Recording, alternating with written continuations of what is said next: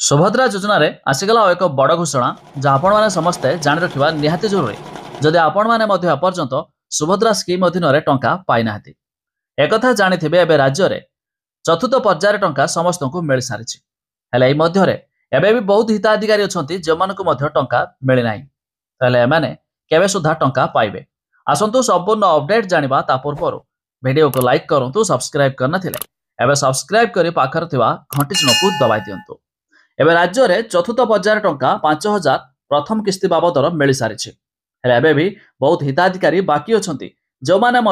प्रथम किस्तिर 5,000 पाई ना तेज यही सरकार आउ एक बड़ घोषणा कर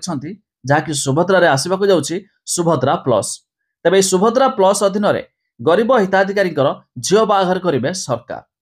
तेज जदि आपण भी सुभद्रा स्कीम अधीन आवेदन कर पाई ना तेज जाणी रखु आपण को पुणी केबे मिलिबो टंका तेज यही आमर उपमुख्यमंत्री प्रभाती परिडा यह भी सूचना तेज जहाँ को टंका मिलना से बैंक को जाई एनपीसीआई क्लियर करूँ आ सुभद्रा पोर्टाल रे ई-केवाईसी कराई दिंतु तेज जदि आपण ये दुईटी काम कराई देछंती तेज जाणी रखु ए मार्च मास 8 तारिख रे आसवाक जाउछि द्वितीय किस्तिर टंका